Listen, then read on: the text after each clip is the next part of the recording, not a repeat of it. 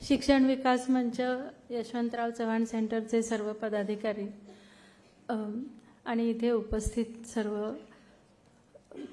स्नेहीजन, माझ्या प्रेझेंटेशनला सुरुवात करण्यापूर्वी मला 2-3 गोष्टी सांगायच्या आहेत. त्यातली एक अगदीच पर्सनल आहे, ते म्हणजे 2 डॉक्टर मंडळींच्या मध्ये बसल्यामुळे, म्हणजे डॉक्टर विकास गरड आणि डॉक्टर माधव सूर्यवंशी. शिंगाडे सरांनी मलाही प्रेमाने डॉक्टरेट दिली आहे, पण तसं काही नाही आहे. कुठल्या हो, त्यांनी प्रेमाने दिली आहे, पण कुठल्या विद्यापीठाने दिलेली नाही. तो गमतीचा भाग बाजूला ठेवूया. दुसरं असं की आजची आपली परिषद जरी राज्य अभ्यासक्रम आराखड्यावर असली तरी माझ्या प्रेझेंटेशनमध्ये मी राज्य अभ्यासक्रम आराखड्याचा उल्लेख आधार धरून नाही पुढे जाणार आहे. याची 2 कारणं. माझा आधार हा मुख्यतः राष्ट्रीय करिक्युलम फ्रेमवर्क, राष्ट्रीय शैक्षणिक धोरण या 2 डॉक्युमेंट्सच्या आधाराने मी बोलणार आहे. कारण आत्ताच गरड सरांनी स्पष्ट केलं त्याप्रमाणे ती डॉक्युमेंट्स मान्य झालेली आहे, त्याच्या इम्प्लिमेंटेशनला सुरुवात झालेली आहे. त्यामुळे त्या अनुषंगाने काय होणार आहे याचं चित्र केंद्रीय स्तरावर अगदी स्पष्ट आहे. आपल्या राज्यात ते स्वीकारताना फारसा मोठा बदल न करता ती डॉक्युमेंट्स स्वीकारली गेलेली आहेत. त्यामुळे राष्ट्रीय आधाराने चर्चा केली तरीसुद्धा बदल काय अपेक्षित आहेत यासाठी त्या दोन्हीचे आधार पुरेसे आहेत असं मला वाटतं. आणि जो तपशिलाचा भाग होता तो आता गरड सरांनी अगदी धावती नजर म्हटलं तरी त्यांनी तपशिलांनी सर्व अंगांना स्पष्ट करून तो भाग केलेला आहे. दुसरी गोष्ट अशी की या नवीन धोरणामध्ये फार मोठ्या प्रमाणावर बदल अपेक्षित आहेत असं सगळीकडे इम्प्रेशन आहे. याचं कारण म्हणजे हे बदल काही सगळे 100% नवीन नाही आहेत. जे गेली अनेक वर्ष शिक्षण क्षेत्रात काम करतायत त्यांना यातल्या खूपशा टर्म्स, खूपशा संकल्पना या फॅमिलियर वाटतील. त्याच्याकडे आपण बघूच नंतर. पण तरीसुद्धा त्यांनी आत्ता अंमलबजावणीसाठी केंद्रीय स्तरावरती ज्या प्रकारचा प्रोग्राम दिलेला आहे किंवा ज्या प्रकारचं प्रेशर त्याच्यामध्ये दिलेलं आहे, त्यामुळे आत्ता अशी जाणीव जास्त होतीये लोकांमध्ये की फार मोठा बदल या राष्ट्रीय धोरणातून येतोय. त्याच्यामध्ये काही भाग वेलकम आहे लोकांना, म्हणजे काही आधुनिक बदल होत आहेत ते वेलकम आहेत. भारत केंद्रीय शिक्षण असावं हा जो आग्रह आहे त्याच्याबद्दल दोन्ही प्रकारच्या भूमिका आहेत. पण यातलं नवीन काहीच नाही आहे हे लक्षात घ्या. धारणा बदल नक्की होणार आहेत, म्हणजे बदल नक्की होणार आहेत. ते बदल होण्यासाठी मुख्यतः लोकांच्या धारणा बदलणं आवश्यक आहे आणि त्याच्याबद्दल मी बोलणार आहे. पण त्यात सुद्धा हा आत्ताच आपण पाहिलं, म्हणजे गरड सरांचं जे प्रेझेंटेशन होतं त्यामध्ये आपण पाहिलं की अतिशय विस्तृत स्वरूपात याची मांडणी केली आहे आणि सगळ्या स्तरांवर काही ना काहीतरी बदल अपेक्षित आहेत. तर हे सगळे बदल मी आत्ता माझ्या प्रेझेंटेशनमध्ये कव्हर नाही करणार, पण निदान आपण कुठल्या दिशेने या धारणा बदलांसाठी काम करावं हे मात्र आपण या एक अर्ध्या तासाच्या काळात आपण नक्की बघूया. दुसरं असं की ह्या धोरणामध्ये धारणा बदल, म्हणजे हे मराठी खरं म्हणजे मी केलेलं भाषांतर आहे, मुख्य त्या संदर्भात वारंवार राष्ट्रीय स्तरावर सुद्धा वापरली गेलेली टर्म पॅराडाईम शिफ्ट अशी आहे. तर हे पॅराडाईम शिफ्ट प्रकार काय आहे हे आपण आधी बघूया की पॅराडाईम कशाला म्हणायचं. आपण त्याची डेफिनेशनच बघूया की जेव्हा एखादा नमुना किंवा एखादं प्रतिमान, एखादा न्यादर्श ज्याला म्हणतात, हा अतिशय स्पष्ट शब्दात मांडलेला असतो की त्याच्या अनुषंगाने त्यासारख्या इतर अनेक गोष्टी तयार होऊ शकतात, त्याला पॅराडाईम म्हणतात. किंवा काही set of theories that explains the way a particular subject is understood at a particular time. एका विशिष्ट वेळेला, विशेषतः विज्ञानाच्या बाबतीत हे खरं आहे की आपल्या सभोवतालचा परिसर, सृष्टी, जग समजून घेण्यासाठी ज्या सिद्धांतांचा, गृहीतांचा आधार घेतला जातो त्या सगळ्यांच्या मिळून एकत्रित चौकटीला, गृहीतांना पॅराडाईम असं म्हणतात. सायन्समध्ये सुद्धा म्हणजे ही केम्ब्रिजमधली आहे, विकिपीडियामधली पण मी तिथे दिली आहे, पुन्हा वाचून दाखवत नाही, की बेसिक गृहीतं जी असतात, बेसिक जे सिद्धांत असतात त्या सगळ्यांना मिळून पॅराडाईम म्हणतात. नंतर टॉमस कुन नावाच्या एका जर्मन, कोण होता तो, तर तो शास्त्राविषयाची, विज्ञानाचा इतिहास लिहिणारी व्यक्ती होती ती, हिस्टॉरियन ऑफ सायन्स. या टॉमस कुननी the structure of scientific revolution नावाचं एक पुस्तक लिहिलं आणि त्याच्यातनं पॅराडाईम शिफ्ट म्हणजे जी गृहीतं असतात त्या गृहीतांमध्ये मोठ्या प्रमाणावर होणारे बदल ही संकल्पना पहिल्यांदा त्यांनी मांडली.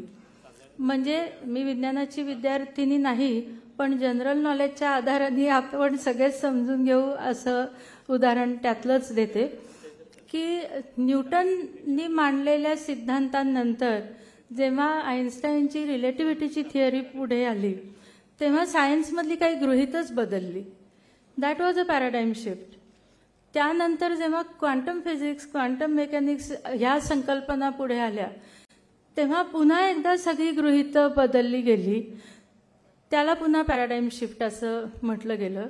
आणि ही पॅराडाईम शिफ्ट टॉमस कुन यांनी सायन्सच्या संदर्भात वापरलेली असली तरी त्यांनी त्यांच्या प्रस्तावनेत असं म्हटलं होतं की ह्याच प्रकारची शिफ्ट आपल्याला सायकॉलॉजीमध्ये म्हणजे मानसशास्त्रामध्ये, मुलांच्या डेव्हलपमेंटच्या शास्त्रामध्ये, अशा ठिकाणी सुद्धा आपल्याला याच प्रकारचे गृहीतांमधले बदल होताना दिसतात. त्यामुळे तेव्हापासून पॅराडाईम शिफ्ट ही खूप पॉप्युलर आणि कदाचित अति जास्त वापरली गेलेली टर्म तेव्हापासून वापरात आहे.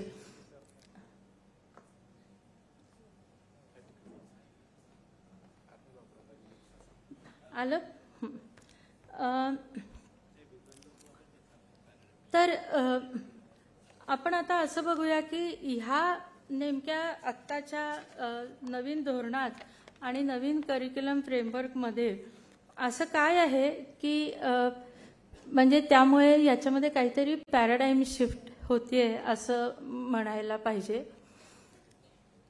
माझी अशी कल्पना आहे की आत्ता मी उत्तरं तर तुम्हाला सगळी देणारच नाही. सकाळीच गणपुले सरांनी आपल्याला सांगितलं की या वर्कशॉपमध्ये उत्तरं मिळाली तर वर्कशॉप सक्सेसफुल नाही झालं.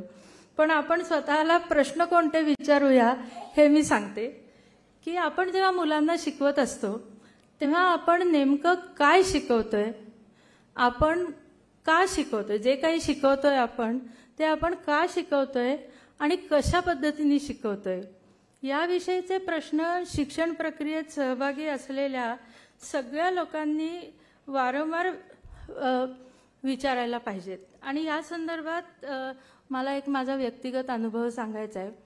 गेली 40-45 वर्ष मी पाठ्यपुस्तक निर्मिती, अभ्यासक्रम निर्मिती याच्याशी कधी प्रत्यक्ष आणि कधी बाहेरून संबंधित आहे. आणि जे माझ्यासारखे वयस्कर लोक आहेत त्यांना आठवत असेल की फार पूर्वी महाराष्ट्रात स्ट्रक्चरल पॅटर्नवरती इंग्लिशची पुस्तकं तयार व्हायची. म्हणजे ठराविक वाक्यरचनांच्या आधारेच मुलांना शिकवायचं. त्यानंतर आपण क्षमतांवर किंवा कौशल्यांवर आधारित पाठ्यपुस्तकं तयार केली. त्यानंतर कम्युनिकेटिव्ह अप्रोच पुढे आल्यानंतर त्या आधारांनी पुस्तकं तयार केली. जेव्हा पहिलीपासून इंग्लिश सुरू झालं तेव्हा एक गोष्ट निश्चित होती की लेखनापासून सुरुवात करायची नाही, मौखिक कामापासून सुरुवात करायची. ही 25-1 वर्षापूर्वीची गोष्ट आहे. आणि तेव्हा इंग्लिशचं पुस्तक तयार करण्याच्या कामात मी होते. आणि मला असं वाटलं की आपल्याकडे एवढी मोठी मौखिक परंपरा आहे भारतामध्ये, म्हणजे ज्ञान मौखिक परंपरेने ट्रान्समिट करण्याची आपल्याकडे परंपरा आहे. तर मौखिक कामासाठी काही उत्तम स्ट्रॅटेजीज आपल्याकडे नक्कीच परंपरेमध्ये असणार. आणि त्या स्ट्रॅटेजीज आपण समजून घेतल्या. जशी मौखिक ज्ञान त्यावेळी जे मुलं घेत असत ते संस्कृतमध्ये होतं, ती मुलांची दुसरीच भाषा असायची. तसंच आपण इंग्लिश करता त्या स्ट्रॅटेजीज वापरता आल्या आपल्याला तर किती बरं होईल असं म्हणून मी जरा चौकशी करून जे अगदी पारंपरिक पद्धतीने बनारसला जाऊन भारतीय वेदशास्त्र शिकलेले होते अशा एक शास्त्रींना जाऊन भेटले मी. बरंच वय होतं त्यांचं. त्यांनाही माझ्या विचारण्याची बहुतेक जरा गंमत वाटली असावी, त्यामुळे त्यांनी मला अत्यंत मोकळेपणाने आणि अगदी स्वच्छ प्रामाणिक उत्तरं दिली. मी त्यांना विचारलं की कसं काय मौखिक हे सगळं आत्मसात करायचा तुम्ही पटापट. तर त्यांनी सांगितलं की दररोज एक श्लोक पाठ करायचा, आणि पाठ म्हणजे असा की उलट सुलट मधनं उलटीकडून कसाही विचारला तरी तो म्हणता आला पाहिजे, असा रोज एक पाठ करायचा. त्या आठवड्यात असे काय होतील ते 8 पाठ करायचे की पुढच्या आठवड्यात पुढचं सुरू. तर हे सगळं ऐकून मला भयंकरच वाटलं, म्हणजे हे सर्वसाधारण मुलाला झेपणारं नाही आहे. तर मी त्यांना म्हटलं ठीक आहे, पण म्हणजे ज्यांचे असे पाठ होत नसतील त्याच्यासाठी तुम्ही काय तंत्र वापरत होतात. त्याच्यावर त्यांनी मला अत्यंत स्वच्छ उत्तर दिलं की त्यांच्यासाठी तंत्र वगैरे काही नाही.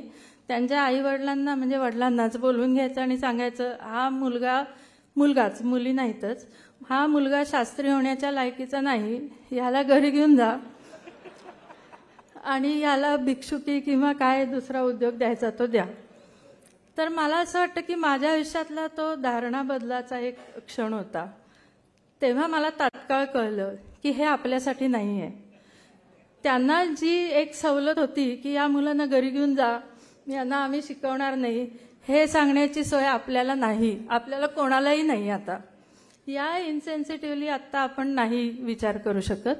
दुसरं असं की आशय केंद्रित आणि विद्यार्थी केंद्रित शिक्षण म्हणजे काय हे पण मला तेव्हा कळलं. त्यांचा उद्देशच काय होता, मी म्हणते तसं आपण काय शिकतोय आणि का शिकतोय, ते पारंपरिक आहे हे ज्ञान पुढे पाठवणं एवढाच त्यांचा उद्देश होता.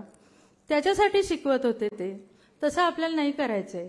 आपल्याला जे मुलांना शिकवायचंय ते सतत बदलत राहणार आहे आणि त्या बदलत्या ज्ञानाला किंवा त्या बदलत्या स्रोतांना सामोरं जायला आपल्याला मुलांना शिकवायचंय. त्यामुळे त्याही दृष्टीने हे उपयोगी नव्हतं आणि त्यामुळे पद्धत त्यांची वापरण्याचा तर प्रश्नच उद्भवत नव्हता. त्यामुळे पुन्हा मी त्या वाटेला गेले नाही आणि त्याच्याऐवजी शिक्षकांशी बोलणं, विद्यार्थ्यांकडनं क्वेश्चनर भरून घेणं, ज्या कुठल्या आपण पद्धती किंवा तंत्र स्वीकारलेली असतील ती वेगवेगळ्या पद्धतीच्या शाळांमध्ये प्रत्यक्षात वापरून मग त्याच्या अनुभवावरनं आपल्या मटेरियलमध्ये सुधारणा करणं, अशा गोष्टी त्यानंतर मी करायला लागले. तर मला असं वाटतं की असा कधीतरी अनुभूतीचा क्षण आपल्या प्रत्येकाच्या आयुष्यात यायला हवा. जर आपण मुलांबद्दल, आपण काय शिकवतोय याच्याबद्दल, कसं का शिकवतोय याच्याबद्दल जर सतत स्वतःला प्रश्न विचारत राहतो तर ही NEP किंवा यातले धारणा बदल वेगळे समजून घेण्याची गरज पडणार नाही. कधीतरी तो अनुभूतीचा क्षण तुम्हाला नक्की जाणवेल. आपण पुढे जाऊया. आता शिक्षण क्रमातले विद्याविषयक घटक यांची एक विशिष्ट मांडणी आहे. म्हणजे सगळ्यात पहिल्यांदा शिक्षणाची ध्येय धोरणं ठरतात. ती ठरवणारे अर्थातच धोरणकर्ते असतात. त्या ध्येय धोरणांच्या अनुषंगाने अभ्यासक्रम ठरतो. त्या अभ्यासक्रमाच्या अनुषंगाने पाठ्यपुस्तकं आणि इतर शैक्षणिक साहित्य बनतं. पाठ्यपुस्तकांच्या आणि इतर शैक्षणिक साहित्यांच्या आधाराने वर्गातलं अध्यापन होतं. त्याच्याच आधाराने मूल्यमापन होतं. पण इथे ही साखळी संपत नाही. तर याच्यानंतर पुन्हा या मूल्यमापनातून जे काही जाणवलं असेल त्याप्रमाणे पुन्हा शिक्षणाच्या ध्येय धोरणांचा फेरविचार करणं आणि अनुषंगिक पुढच्या सगळ्या घटकांमध्ये बदल करणं, ही प्रक्रिया सतत चालू राहायला लागते. आणि हे जे बदल घडायचे, हे बदल घडण्यासाठी ह्या प्रक्रियांमध्ये कोण कोण असतात सहभागी, त्यांची पण मी समोर यादी दिलेली आहे. त्या प्रत्येकाच्या मनात एकाच वेळी सारख्या धारणा तयार व्हायला पाहिजेत. त्याच्यामध्ये सुसंगती पाहिजे. ती जर सुसंगती नसेल तर मात्र निश्चित घोटाळे होतात. म्हणजे एकीकडे आपण असं म्हणतो की आपण मुलांना कसं शिकायचं, कसं शिकत राहायचं जन्मभर, हे आपण मुलांना शिकवायचं, अशी खाली सगळ्यांची धारणा आहे. आणि धोरणकर्त्यांना मात्र असं वाटतं की पाठ्यपुस्तकं उदाहरणार्थ ही 3 महिन्यांनी होणाऱ्या परीक्षांसाठी तयार करायची आहेत. तर मग तुकड्या तुकड्यांची पुस्तकं तयार होतात आणि त्यांचा यूज अँड थ्रो प्रमाणे वापर सुरू होतो. ही चांगली स्थिती अजिबातच नाही. त्यामुळे यासाठी सगळ्यांनीच प्रयत्नशील राहायला पाहिजे की ह्या सगळ्या घटकांमध्ये एकसूत्रीपणा पाहिजे, सुसंगती पाहिजे. आणि मला असं इथे म्हणायला आवडेल की यासाठी समाजातनं सुद्धा एक जाणीव जागृती असली पाहिजे. शिक्षकांच्या गटांना सुद्धा मोकळेपणाने त्यांच्या अडचणी मांडता आल्या पाहिजेत. शासनपणाने त्यांच्या अडचणी मांडता आल्या पाहिजेत, शासनापर्यंत पोहोचवता आल्या पाहिजेत आणि त्यांचा विचार झाला पाहिजे. जी काही आता नवीन या शैक्षणिक धोरणातल्या अपेक्षा आहेत त्याला या प्रकारचं खुलं वातावरण असल्याखेरीज, या प्रकारचे अभ्यास झाल्याखेरीज ते पूर्ण होणार नाही. आता काही धारणाबद्दल बघूया आपण. नवीन जे आपलं धोरण आहे त्याच्यातले काही धारणाबद्दल आपण पटपट बघूया. काही गोष्टी त्यातल्या गरड सरांनी कव्हर केलेल्याच आहेत की यापूर्वी शिक्षणामध्ये फक्त बौद्धिक विकासावर जास्तीत जास्त भर होता. आता मात्र फक्त बौद्धिक विकासावर नाही तर बौद्धिक, शारीरिक, भावनिक, सामाजिक आणि राष्ट्रीय धोरणात म्हटलंय त्याप्रमाणे इव्हन आत्मिक विकासावर सुद्धा भर आहे. याचाच अर्थ असा की कला, शारीरिक शिक्षण, कार्यानुभव हे विषय पूर्वी नव्हते असं नाही, पण त्यांना ग्रेड सब्जेक्ट्स किंवा एक्स्ट्रा करिक्युलर ऍक्टिव्हिटीज या अशा प्रकारे त्यांची गणना होत असे. थँक्यू. पण आता मात्र हे सगळे अभ्यास विषय असणार आहेत. दोन प्रकारे ते अभ्यास विषय असतील आणि अभ्यास विषयांचा अभ्यास यांच्याशी सांगड घालून होईल. याचं फार सुंदर उदाहरण सकाळी आपल्याला योगेश कुलकर्णी सरांनी दिलेलं आहे की व्यवसाय शिक्षण म्हटलं तरी त्यातनं ते गणित शिकवत होते, सायन्स शिकवत होते, इतर अनेक कम्युनिकेशन शिकवत होते. सो या प्रकारचं समशिक्षणावर इथून पुढे भर असणार आहे. माहिती केंद्री किंवा आशय केंद्री शिक्षणाकडून विद्यार्थी केंद्री शिक्षणाकडे आपण जाणार आहोत. मी जे उदाहरण दिलं ते मला वाटतं त्याच्यासाठी पुरेसं बोलकं त्याच्या तपशिलात नको द्यायला. व्याख्यान, ठराविक प्रश्नोत्तर ही आत्ता कितीही नाही म्हटलं, पाठ्यपुस्तकांमध्ये बदल झाला, अभ्यासक्रमाच्या ध्येय उद्दिष्टांमध्ये बदल झाला, तरी वर्गातली परिस्थिती आज सुद्धा अशीच आहे की शिक्षक मुख्यतः व्याख्यान पद्धती वापरतात आणि ठराविक प्रश्नोत्तर लिहूनच देतात. म्हणजे तोंडी सुद्धा कमी होतात, ती लिहूनच देतात आणि त्याच्याच आधारावर बरंचसं शिक्षण मूल्यमापन होतं. तर हे आपल्याला नक्की बदलायचंय. प्रत्येक मुलाला स्वतःच्या अनुभवातनं शिकायला मिळालं पाहिजे. स्वतः अनुभव घेऊन आणि दुसरा भाग म्हणजे त्याच्यावर चिंतन करून शिकायला मिळालं पाहिजे, ही त्याच्यातली अपेक्षा आहे.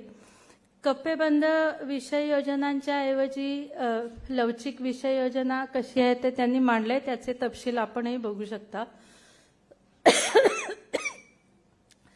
जेव्हा ठराविक प्रश्नोत्तर असतात तेव्हा अर्थातच म्हणजे स्मरणशक्ती आणि दिलेल्या पॅटर्नवर पुनर्लेखन यालाच महत्त्व येतं.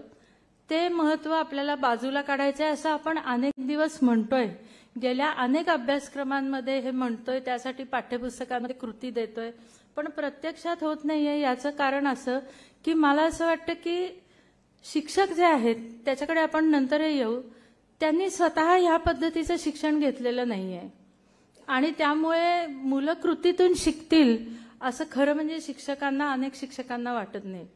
त्यांना असं वाटतं की हे कृती करण्यात आपण वेळ वाया घालवतोय, एवढ्या वेळात 2 धडे शिकवून झाले असते. म्हणजे एक ऍक्टिव्हिटी घेण्यासाठी जी काय अरेंजमेंट करायला लागेल ती मुलांच्या दृष्टीने किती प्रॉडक्टिव्ह आहे, प्रत्येकाला सहभागाची संधी मिळणं हे किती महत्वाचं आहे, हे शिक्षकांना खरं म्हणजे पटत नाही. त्यांना ट्रेनिंगमध्ये याच्याबद्दल ते योग्य उत्तरं देतील किंवा विचारलं तर क्वेश्चनरही नीट भरून देतील, पण वर्गात तसं करणार नाहीत.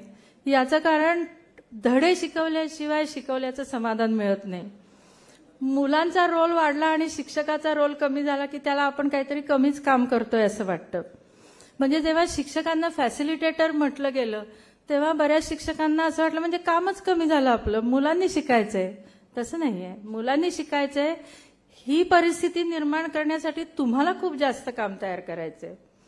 मुलांना एक दुसरा असाच वारंवार वापरला जाणारा शब्द आहे मेटाकॉग्निशन.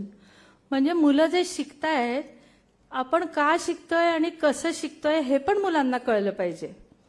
कारण मुलांना आपल्याला फक्त माहिती नाही द्यायची आहे, फक्त ज्ञानाचे तपशील नाही द्यायचे, तर शिकायचं कसं हे शिकवायचंय. त्यामुळे आपण कसं शिकतोय याविषयी मुलांनी पण विचार केला पाहिजे. आपल्या समजुतीवर, आपण समजून घेण्याच्या क्षमतेबद्दल मुलांना अगदी पहिली दुसरीपासून विचार करायला लावता येतो. त्याला मेटाकॉग्निशन म्हणतात. हे मेटाकॉग्निशन घडवून आणणं हे शिक्षकांचं फार महत्त्वाचं काम आहे. आणि पुन्हा एकदा मला हे नमूद करायचंय, इथे आपण उपस्थित असलेले बहुसंख्य शिक्षक हे मला असं वाटतं की त्यांना मेटाकॉग्निशनच्या अवेअरनेसची फार गरज नाहीये. कारण स्वतःच्या प्रेरणेने तुम्ही यासारख्या परिषदांना उपस्थित राहता, त्यामुळे शिकत राहणं आणि आपल्या धारणा तपासत राहणं याचं महत्त्व तुम्हाला कळलेलं आहे. पण हे सगळ्या शिक्षकांना समजायला पाहिजे. त्यांना हे स्वतःच्या संदर्भात समजलं तरच ते मुलांच्या संदर्भातही हे काम करू शकतील. स्पर्धेच्या ऐवजी सहकार्यावर भर याच्याबद्दल मी फार बोलत नाही, मूल्यमापनावरही बोलत नाही, कारण काही मुद्दे कव्हर करायचेत आणि वेळ कमी आहे आपल्याला. फक्त एकच मोठा बदल सांगते की आतापर्यंत आपण जे शिकत आलोय किंवा अजूनही शिकतोय ते जे जे काय होऊन गेलं त्याची माहिती शिकतोय. जेव्हा माहितीवर आणि आशयावर भर असतो तेव्हा होऊन गेलं काय ते माहिती करून घेण्यावर भर असतोय. पण ह्या नवीन धोरणात आपल्याला काय अपेक्षा आहे की पुढे काय बदल होणार आहेत याची फोरसाईट घेऊन त्याच्यासाठी आत्तापासून तयारी करणं, भविष्यासाठी तयारी करणं. सगळीच मुलं भविष्यासाठी तयार होत असतात, पण तयार होताना ते जुन्याच ज्ञानाच्या आधारांनी आपण आपली विज्ञानाची वगैरे अभ्यासक्रम आणि पाठ्यपुस्तकं बदलली तरी सुद्धा आपल्याला कळेल की त्याच्यात गेल्या 40 वर्षात झालेल्या घडामोडींचा आढावा किती आहे. पुढे जाऊया आपण आता काही दोनच विषयांची उदाहरणं घेते, एक भाषा आणि गणित. भाषा विषयाच्या बाबतीत काही धारणा बदल थोडे झालेत, काही आणखी होणं अपेक्षित आहे. त्या कोणत्या गोष्टी अपेक्षित आहेत आणि या नवीन धोरणाच्या लवचिकतेमुळे शक्य झालेल्या आहेत त्या बघू आपण. जेव्हा कोठारी आयोग आला तेव्हा प्राथमिक स्तरावर फक्त मातृभाषा असावी असं आग्रहाने म्हटलं गेलं. त्यावेळी डॉक्टर पाणंदीकर यांनी म्हटलं होतं की मुलं जास्त भाषा शिकू शकतात, पण कोठारी आयोगाच्या इतर सदस्यांनी त्यांचं म्हणणं ऐकलं नाही आणि फक्त मातृभाषा ही तेव्हाची पद्धत होती. पण आता समाजाचाच रेटा इतका आलेला आहे इंग्रजी शाळा सुरू झाल्यामुळे आणि एकूणच म्हणजे प्रसार माध्यम, सामाजिक माध्यम वाढल्यामुळे की आता मुलं पहिलीपासून इतर भाषा शिकू शकतात, ही आता नॉर्म झालेली आहे. त्यामुळे फक्त मातृभाषेकडून बहुभाषिकतेकडे आपण प्रवास करतो ही चांगली बाब आहे. पण मराठी आणि इंग्रजी माध्यमात इतर भाषांचा विचार करताना आपण फक्त हिंदीचा विचार करतो.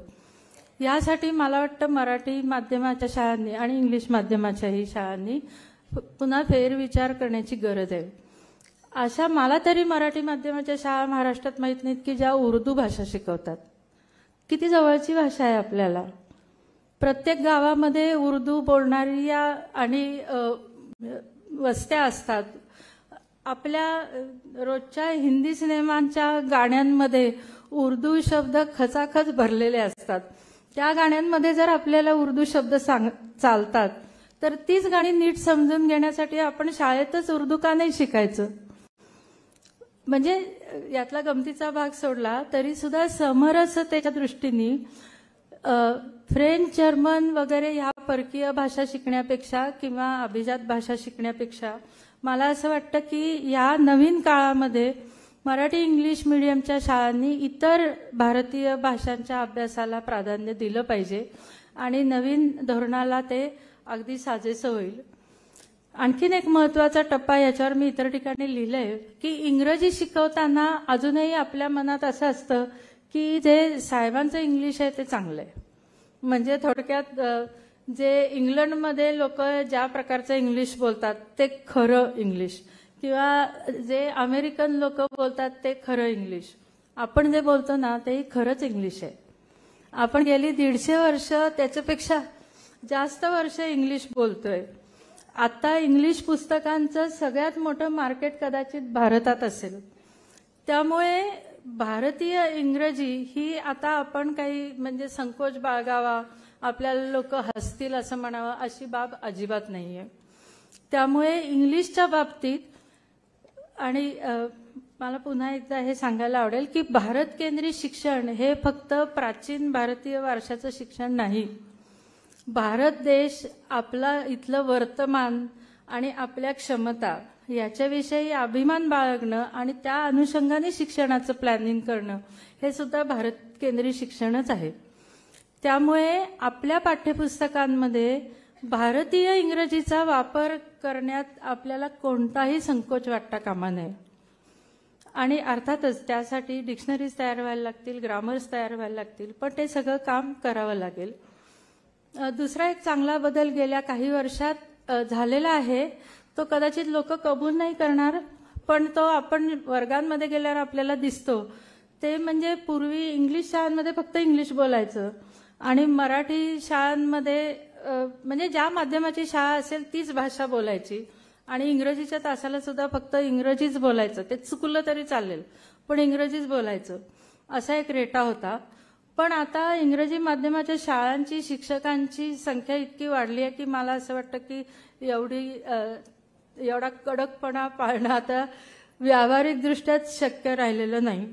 पण मला असं पुन्हा एकदा अंडरलाईन करायचं आहे की इंग्रजीच्या तासाला इंग्लिशच बोललं पाहिजे ही सक्ती कोणी केली आपल्यावर? ज्यांना मराठीतनं आपल्याला शिकवता येत नव्हतं त्यांनी केली आहे.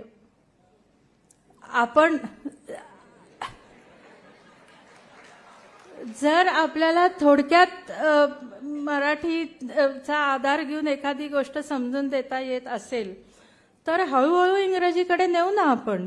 जसं मराठी प्रमाण भाषेच्या बाबतीत आपण म्हणतो की बोली भाषेकडनं प्रमाण भाषेकडे हळूहळू न्यायचं, तसं तिथे करता येईल.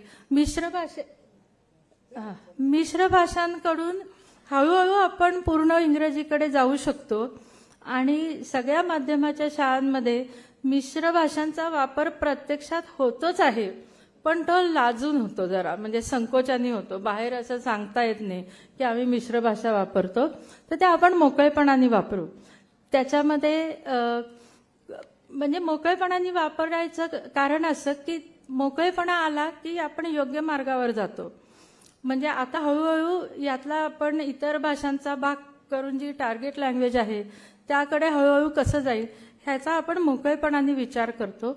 आणि म्हणून मगाशी आपण जे पाहिलं की आपण काय शिकतोय, कशा पद्धतीने शिकतोय आणि का शिकतोय याचा विचार वारंवार करायला पाहिजे. तसंच भाषा शिकताना चुका करण्याची संधी हा एक शिक्षकांमध्ये अपेक्षित असलेला मोठा धारणा बदल आहे. शिक्षक ही म्हणजे व्यक्तीच अशी असते आणि मी त्यापैकीच आहे की त्यांना सारख्या चुका दिसतात भराभर. म्हणजे एखादा माणूस बोलत असला तरी सुद्धा बोलताना त्याच्या चुका पटापट दिसतात. आणि त्या कशामुळे दिसतात? कारण विद्यार्थ्यांच्या चुका काढायची सवयच झालेली असते. विद्यार्थ्यांच्या चुकांची नोंद घेणं ही गोष्ट चुकीची नाहीये, पण त्यावरनं त्यांना नाउमेद करणं चुकीचं आहे. हा एक मोठा बदल शिक्षकांनी करून घ्यायला पाहिजे स्वतःमध्ये की मुलं चुकीचं बोलली सुरुवातीला तरी त्यांना बोलू द्या. कारण मुलांना जास्तीत जास्त संधी द्यायची, बोलतं करायचं हे जर आपलं ध्येय असेल तर त्यांच्या प्रत्येक चुकीला अडवणं हे त्याच्यासाठी योग्य नाहीये. अर्थात मी म्हटलंच आहे तिथे की चुकांना उत्तेजन द्यायचं नाहीये, बोल रे चुकीचं काय होत नाही अशी ॲटिट्यूड नाहीये. पण चुका झाल्या तरी त्यावेळी त्याचा फ्लो न अडवता नंतर ते समजून देणं हे फार महत्वाचं आहे. भाषा विषयांनंतर भाषेतर प्रत्येक विषयाचा असा विचार करता येईल आणि मला असं वाटतं की नॅशनल करिक्युलर फ्रेमवर्क हे त्या दृष्टीने फार चांगलं डॉक्युमेंट आहे. हे डॉक्युमेंट वाचावं कसं याच्या सुद्धा सूचना त्या डॉक्युमेंटमध्ये दिलेल्या आहेत. तुम्ही फक्त तुमच्या विषयापुरतं वाचू शकता. त्यासाठी इतर एखाद्या सेक्शनमधलं काही आधार घ्यायचा असेल तर तो सुद्धा NCF मध्ये नोंदवलेला आहे.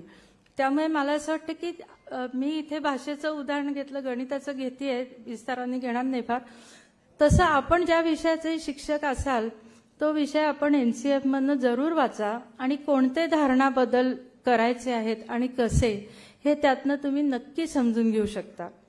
गणिताच्या बाबतीत फार तपशिलात न जाता मी एवढंच म्हणेन की आपण गणित शिकवतो म्हणजे काय शिकवतो, तर बेरीज, वजाबाकी, गुणाकार, भागाकार, दशांश, अपूर्णांक, भूमितीतले आकार, त्यांच्यावरच्या रचना, बीजगणितातली सूत्र, अशा सगळ्या गोष्टी आपण शिकवतो. आत्ता नेमका धारणा बदल का करायचा आहे आपल्याला? या गोष्टी शिकवायच्या नाही आहेत का? बेरीज, वजाबाकी वगैरे या गोष्टी शिकवायच्या नाहीत का? त्या शिकवायच्याच आहेत, पण ते अंतिम उद्दिष्ट नाहीये. ही सगळी साधनं म्हणून मुलांना शिकवायची आहेत. ह्या सगळ्या गोष्टींचा मुलांनी वापर करणं हे जास्त महत्वाचं आहे. कारण आपल्याला काय शिकवायचं आहे मुलांना? गणिती विचार करायला शिकवायचं आहे. आणि याचं मग पुन्हा एकदा उल्लेख करते की योगेश कुलकर्णींनी जे विज्ञानाश्रमातली उदाहरणं दिली ती या दृष्टीने फार सुंदर उदाहरणं होती. त्यांनी ती व्यावसायिक दृष्टीने दिली की चहा करायचा याचं गणितच मांडून दाखवलं त्यांनी. जे इंटरडिसिप्लिनरी अप्रोच आपण या धोरणाचा म्हणतोय तो हाच आहे की गणित शिकवताना सुद्धा तुम्ही या व्यावसायिक कृतींचा उपयोग करू शकता. किंबहुना गणितातली महत्वाची अपेक्षा अशी आहे की 12वी पर्यंत गणित शिकलेल्या मुलाला गणित आलं पाहिजे, पण गणितातल्या आकडेमोडीचे तपशील हे त्यात महत्वाचे नाहीयेत. तर कुठल्याही एखाद्या घटनेचा गणिती अंगाने विचार करता येणं, गणिती मांडणी करता येणं आणि त्या मांडणीच्या आधारे तर्कशुद्ध प्रकारे आपले विचार दुसऱ्याला पटवून देता येणं ही फार महत्वाची गोष्ट आहे. त्याच्यामध्ये एक पहिलीच्या पुस्तकातलं थोडक्यात उदाहरण देते. त्यात एक चित्रकथा आहे आणि मोजण्याचीच साधी गोष्ट घेतलेली आहे ती की फळांमधल्या बिया मोजत असतात मुलं आणि एक जण म्हणतो माझ्या चिक्कूत 2 बिया आहेत, कोणी म्हणतं एका फळात 1 बी आहे आणि त्यातला जो खोडकर मुलगा असतो तो म्हणतो मी पेरू खाल्ला त्यात 30 बिया आहेत. तर बाकीची मुलं त्याला म्हणतात आम्ही तुझं म्हणणं मान्यच करणार नाही कारण आम्ही कुठे पाहिले 30 बिया होत्या की नाही.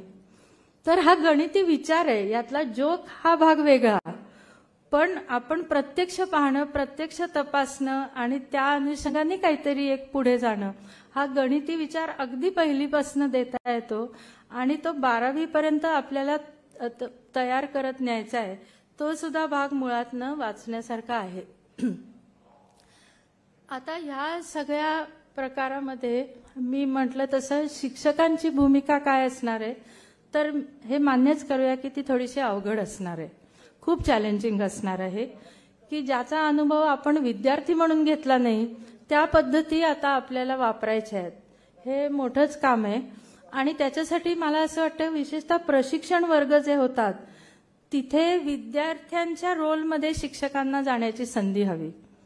म्हणजे शिक्षकांनी विद्यार्थ्यांचा रोल प्ले करून पाहिला तरच त्यांना या नवीन पद्धतीतल्या गमती कळतील. दुसरं असं की खूप शिक्षक हे एकदा शिकवायला सुरुवात केल्यानंतर त्यांनी कॉलेजमध्ये जे काही शिकलं असेल त्या पलीकडे आपल्या विषयात अप टू डेट राहत नाहीत. हे आता इथून पुढे शिक्षकांना परवडणारच नाही. कारण काय, तर तुमची मुलं तुमच्यापेक्षा जास्त भरभर सगळी साधनं वापरणार आहेत. डिजिटल साधनं वापरण्यात विशेषतः वरच्या स्तरातली मुलं तुमच्या पुढे असणार आहेत. त्यामुळे त्यांचा आदर जर टिकवून ठेवायचा असेल तर प्रत्येक शिक्षकाला आपल्या विषयातल्या घडामोडी पुढे समजून घेत राहणं महत्वाचं आहे. विद्यार्थी केंद्रित शिक्षण खरंच द्यायचं असेल तर विद्यार्थ्यांच्या गरजांचा अभ्यास करणं महत्वाचं आहे. म्हणजे प्रत्येक मुलाला कस्टमाइज्ड लर्निंग द्यायचं आहे आपल्याला. तू घरी जा असं सांगायचं नाहीये. तर त्याला एखादी गोष्ट जमत नसेल तर का जमत नाही हे समजून घेण्यासाठी विद्यार्थ्यांच्या गरजांचा अभ्यास करणं, तो इतर कोणते विषय शिकतोय याची माहिती घेणं. अध्ययनाचं नियोजन तर तसं करावंच लागेल, पण गरजांचा अभ्यास करतानाच मूल्यमापनात सुद्धा प्रत्येक विद्यार्थ्याच्या प्रगतीची नोंद ठेवण्यासाठी जी नवीन काही साधनं शैक्षणिक धोरणात सांगितलेली आहेत, उदाहरणार्थ पोर्टफोलिओ वगैरे, ती प्रामाणिकपणाने वापरणं हा पण एक महत्त्वाचा भाग आहे. आधुनिक तंत्रज्ञानाबद्दल तर आपण बोललोच आहोत. हे सगळं अवघड आहे याची मला कल्पना आहे, पण हे करावं लागणार आहे. आणि त्यावेळी प्रशासकीय यंत्रणेकडनं सुद्धा काही अपेक्षा करणं चुकीचं होणार नाही. या राष्ट्रीय धोरणात असं म्हटलंय, पहिल्यांदा हे वाचल्यावर जरा धक्का बसतो. इतके दिवस आपण विद्यार्थी केंद्रित शिक्षण आहे असं म्हणत होतो, पण इथे असं म्हटलेलं आहे की शालेय शिक्षणाचा केंद्रबिंदू शिक्षक हा आहे. म्हणजे काय, तर शिक्षकाच्या मनासारखं शिक्षण द्यायचं हा नाहीये त्याचा अर्थ. तर शिक्षक हा कळीचा घटक आहे. तुम्ही वाटेल तो अभ्यासक्रम आणा, वाटेल ती पाठ्यपुस्तकं द्या, वाटेल ते शैक्षणिक साहित्य द्या, तो शिक्षक वर्गात जाऊन करणारे तेच खरंय. त्यांनी जर का गाईड्सच वापरायची ठरवली तर अभ्यासक्रम, पाठ्यपुस्तकं यांचा काही उपयोग नाही. हा पाठ्यपुस्तकांच्या बाबतीत मी अनेकदा अनुभव घेतलेला आहे की जे क्रिएटिव्ह रायटिंगसाठी किंवा बोलण्यासाठी वगैरे घटक दिलेले असतात ते खूप तुम्ही अगदी खूप ग्रेडिंग करून श्रेणीबद्ध पद्धतीने खूप डिझाईन करून तपासून पाठ्यपुस्तकात घाला. शिक्षकांनी वर्गात जर ते वापरलेच नाहीत तर ते सर्व निरुपयोगी आहे. त्यामुळे शिक्षकाची एम्पॉवरमेंट हे फार महत्त्वाचा भाग आहे. आणि एम्पॉवरमेंट म्हणजे जसं विद्यार्थ्यांच्या गरजांचा अभ्यास शिक्षकांनी करायला हवा आहे, तसंच मी असं म्हणेन की प्रशासकीय यंत्रणेने शिक्षकांच्या गरजांचा अभ्यास करणं महत्त्वाचं आहे. शिक्षक असेच आहेत, शिक्षक तसेच आहेत, आमचे शिक्षक करत नाहीत, हा अविश्वास जर आपण ठेवला तर काहीच नाही साध्य होणार.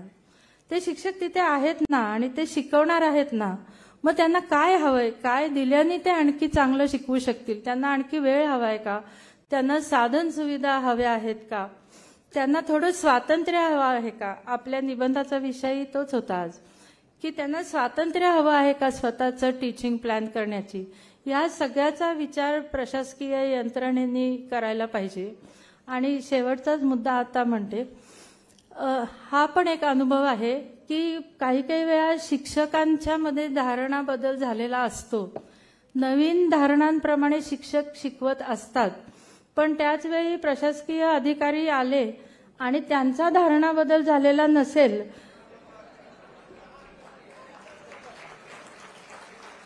तर मला असं वाटतं की कुठल्याही प्रशासकीय अधिकाऱ्याची ही जबाबदारी आहे की हे जे डॉक्युमेंट्स येत आहेत त्यांना वर्गात शिकवायला प्रत्यक्षात स्वतःला नाही जायचंय, पण शिक्षकांनी वर्गात कसं शिकवावं हे त्यांना 100% माहिती पाहिजे.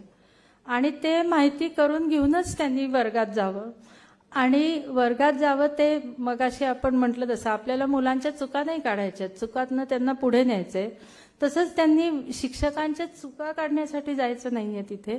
मी फक्त अकॅडमिक मॅटर्सबद्दल बोलतेय, बाकीच्या प्रशासकीय बाबींबद्दल नाही म्हणत आहे मी हे. पण अकॅडमिक मॅटर्समध्ये त्यांनी शिक्षकांना मदत त्यांना देता येईल, मार्गदर्शन करता येईल, एवढ्या तयारीने ही डॉक्युमेंट्स प्रशासकीय यंत्रणेनी समजून घेण्यासाठी सुद्धा काहीतरी तरतूद, काही प्रशिक्षण शिबिरं व्हावीत.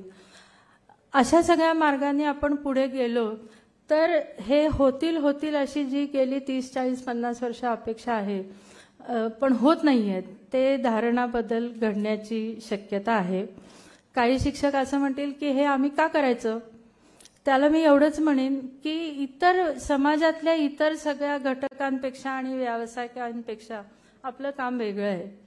आपण अशा लोकांसाठी काम करतोय की ज्यांना स्वतःचा व्हॉइस नाही, त्यांना स्वतःचं हित नीट कळत नाही आणि त्यांना त्रास होत असेल, त्यांचं अहित होत असेल तरी सुद्धा मुलांना ते सांगता येत नाही. मग ती कुठेतरी दंगा करतात, शाळेबाहेर जातात, नको ते उद्योग करतात, शिक्षण आवडेन असं होतं आणि खूप वेळा आपल्याकडे बघूनच ते त्या नको त्या गोष्टी शिकत असतात. तर त्यांची जबाबदारी जोपर्यंत आपण आहे आपल्यावरती, तोपर्यंत जरी आपल्याला याच्यात हे धारणा बदल करण्यासाठी, शिकण्यासाठी, ही आव्हानं घेण्यासाठी जरी आपल्याला थोडा जास्तीचा त्रास घ्यावा लागणार असेल तरी तो आपण सगळ्यांनी मिळून घ्यावा अशी मी सगळ्यांना विनंती करते आणि थांबते. धन्यवाद.